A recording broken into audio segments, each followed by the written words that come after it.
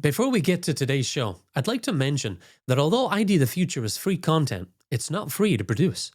If you're enjoying the interviews, commentaries, and readings you hear on the podcast, would you consider partnering with me to create more new content next year?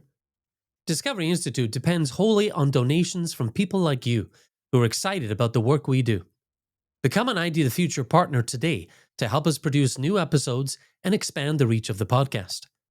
Support the ID the Future podcast directly by going to idthefuture.com and clicking on the donate button at the top of the page. That's idthefuture.com and click on the donate button at the top of the page. Thanks for your support. Now to posit that in physics, every mathematical structure has a corresponding physical reality. It's like mixing up the fields of mathematics and physics. And it's ignoring the fact that we exist in one amazing, special, beautiful universe and saying, no, this is just one thing, but there's everything possible exists because it's true in mathematics. ID the Future, a podcast about evolution and intelligent design. The laws of nature that govern our universe are finely tuned to allow for life like us. But have you ever wondered why these laws govern our reality and not others? What is special about them? And what would things look like without them? Welcome to ID the Future. I'm your host, Brian Miller. Today I continue my conversation with mathematician Ellie Feder and physicist Aaron Zimmer, hosts of the Physics to God podcast, to discuss their recent work explaining the uniqueness of the laws of nature. Gentlemen, welcome back to the show. Thank you, Brian. Thank you. Pleasure to be here.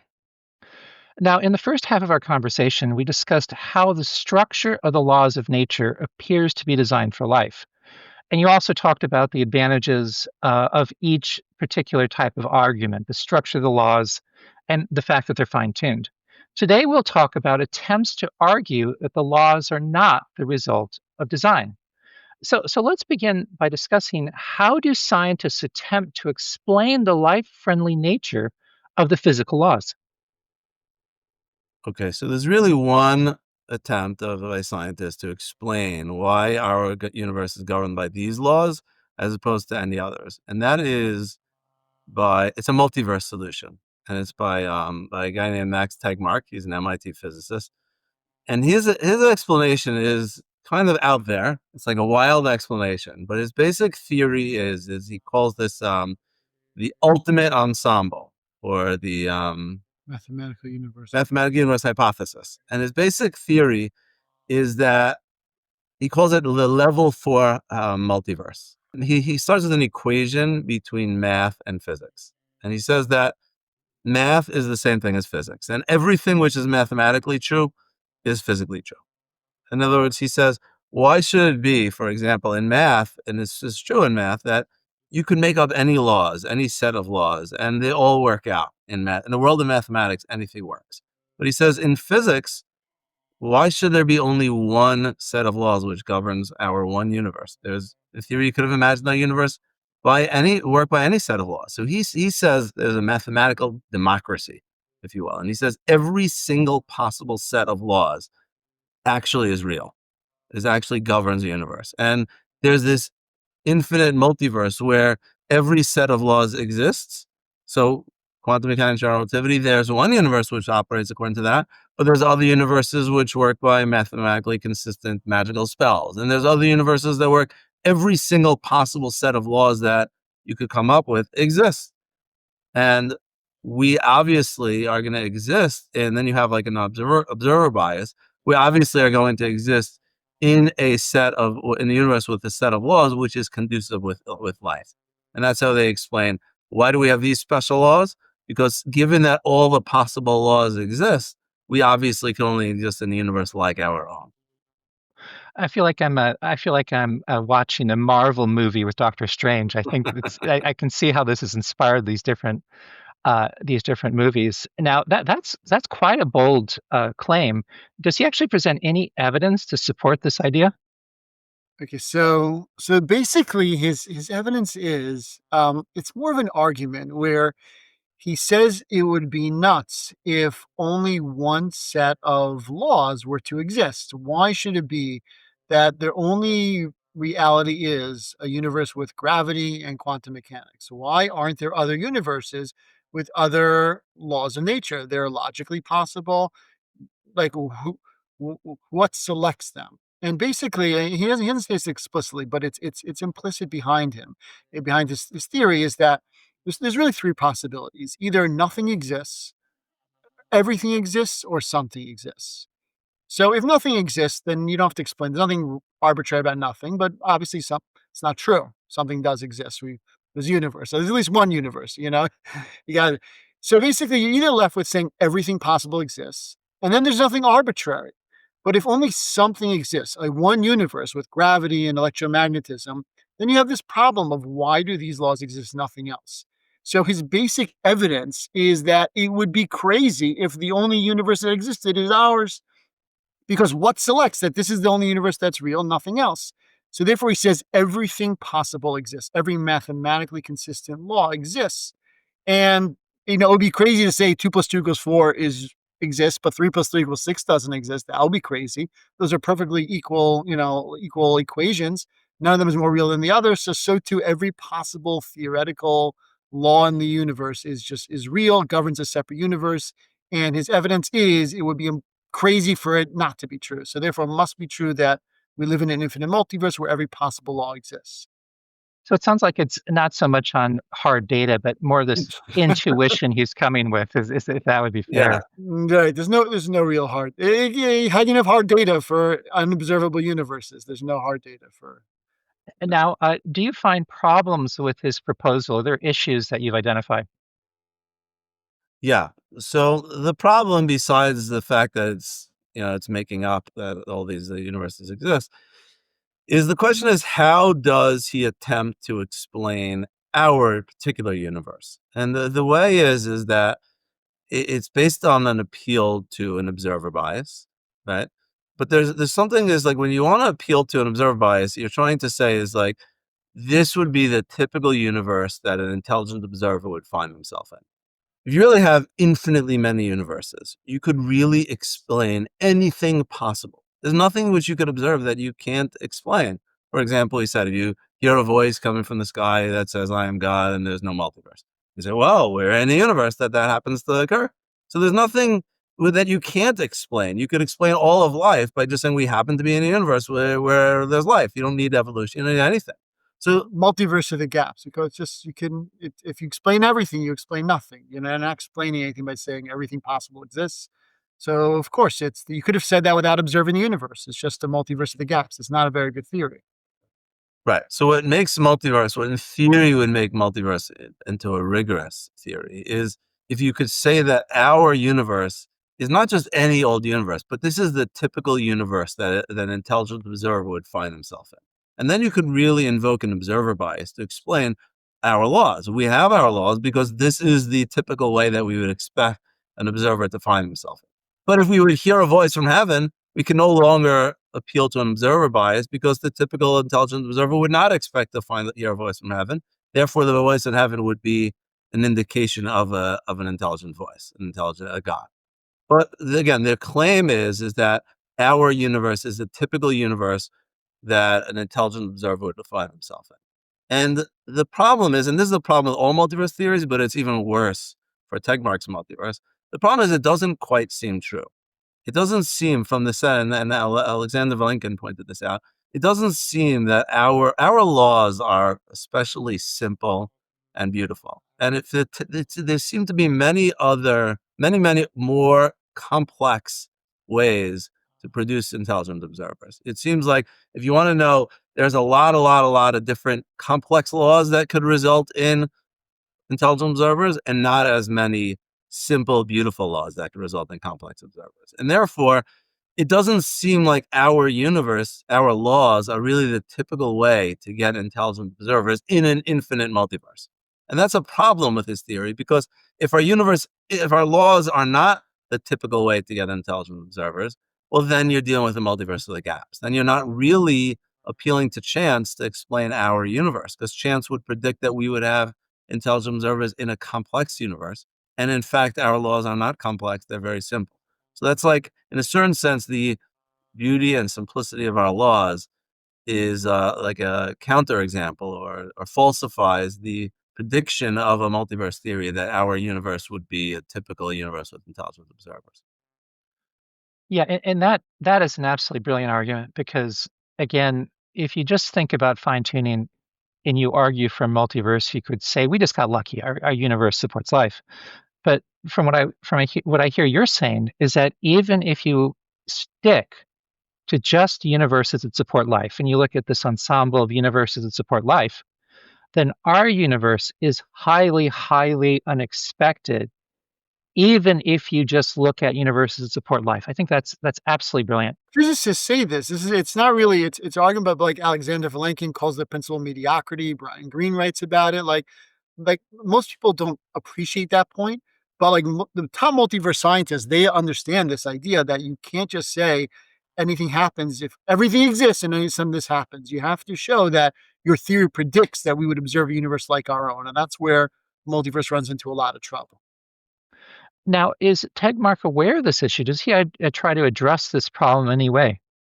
Yes, he does. His Ted Mark, he's a brilliant person. Again, what's so amazing is these physicists, they're brilliant people.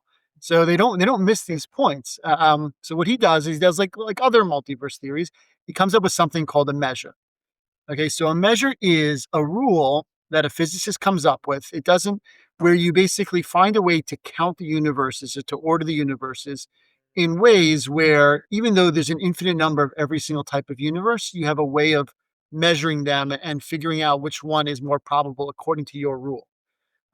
It's kind of measures are we discussed this on the Physics God podcast.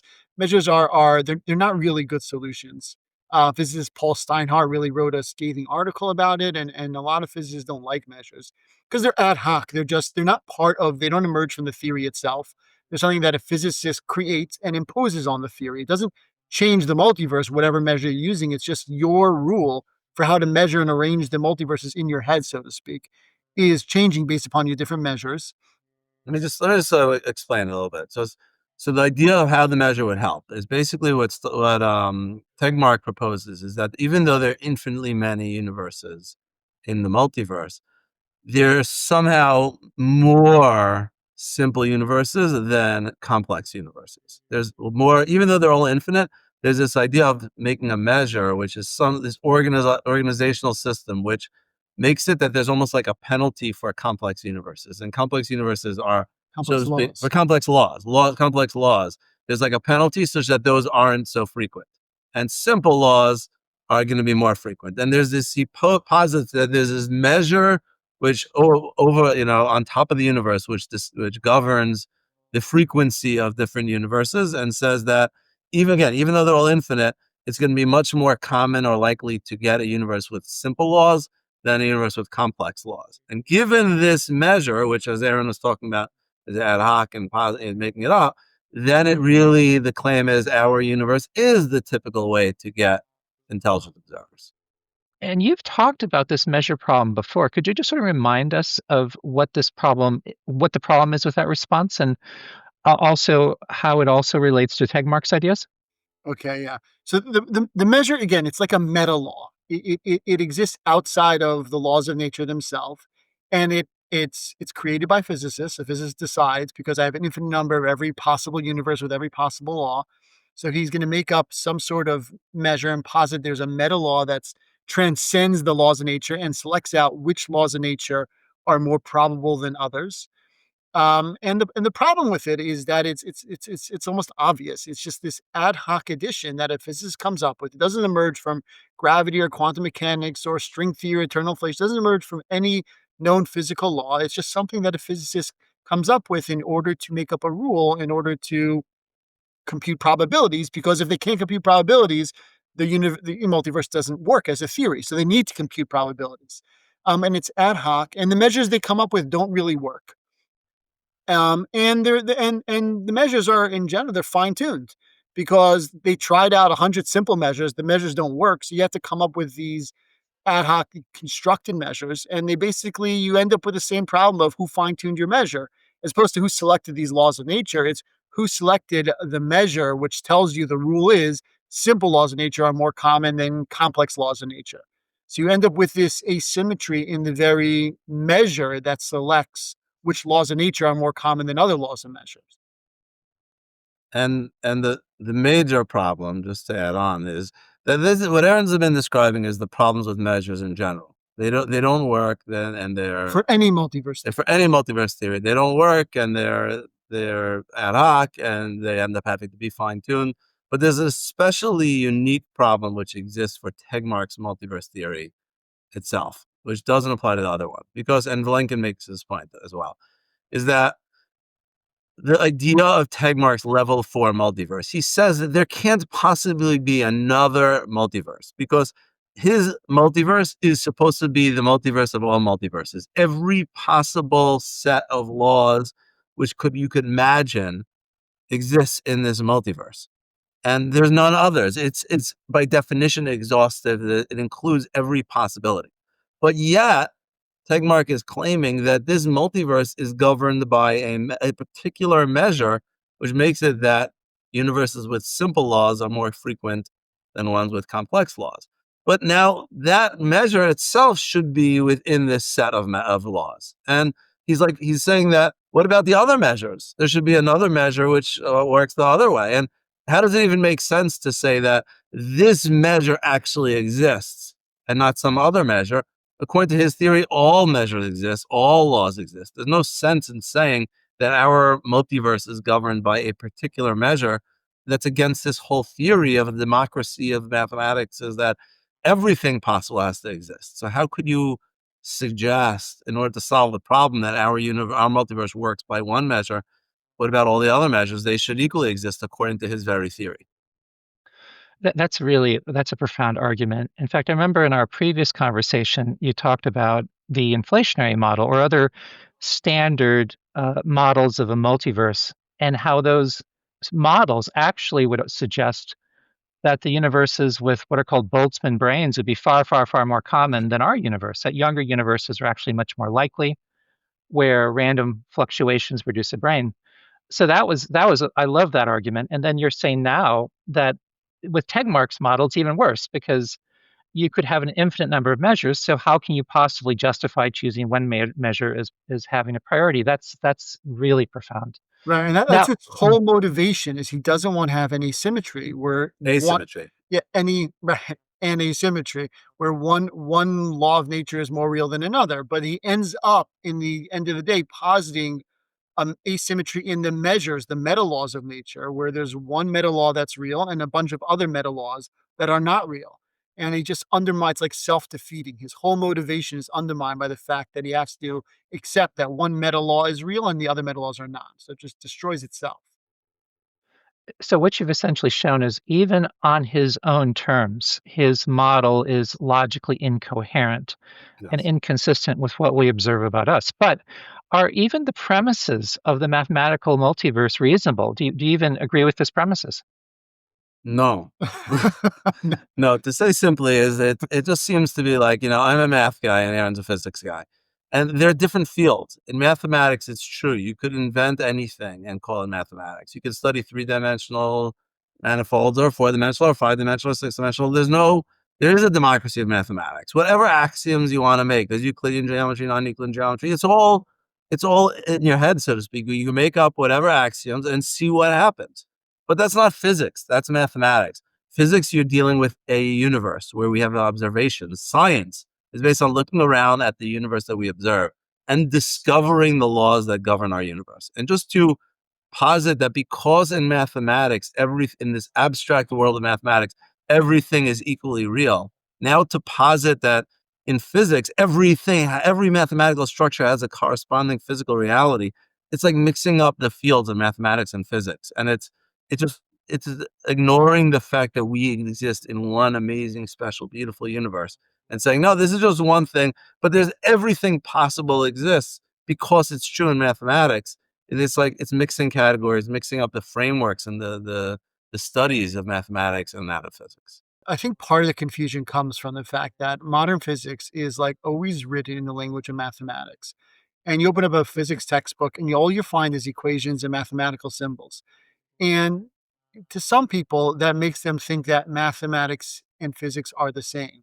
But that's just it's wrong. It's a mistake. It's surprising to see Tegmark make that mistake. But because the great physicists, Einstein, Feynman, Galileo, they speak about how special mathematics is for physics because it's the language in which physical theories are expressed. But mathematics is a special theory. I Feynman point out it's a language with logic built into it.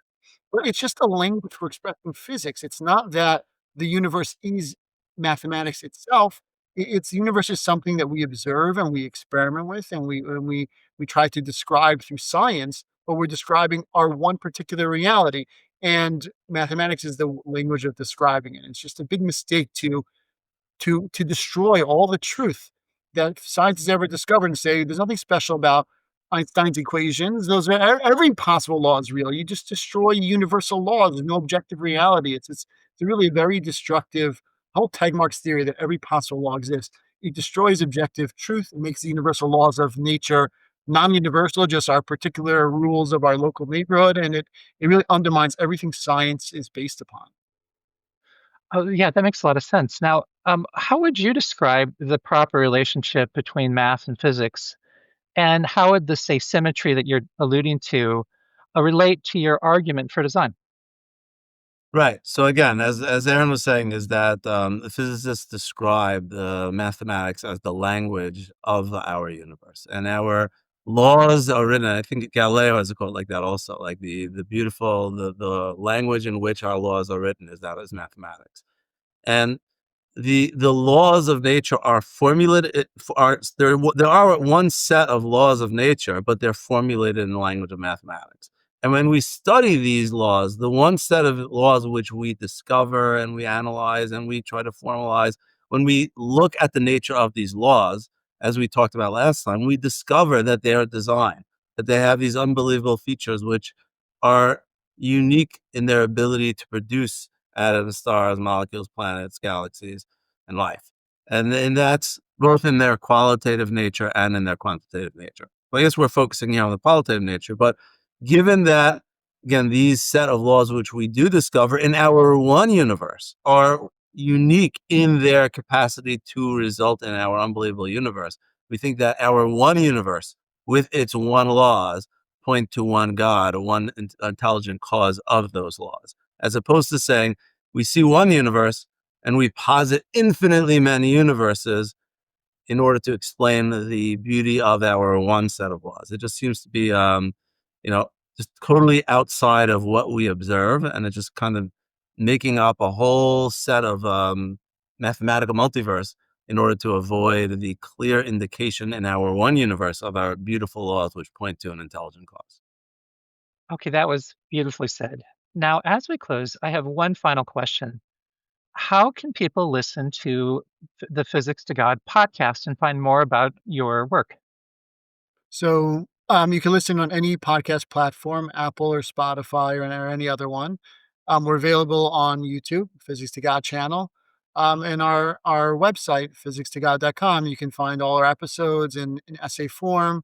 We have it in like long form and we have it in short form, series of like 10 short videos and summaries. So this really depends on how much a person really wants to delve into these areas. If you listen to the full seasons or listen to summaries just to get a basic idea, because it is the arguments can be summarized and a person can walk away with a pretty clear idea on why physics points to God.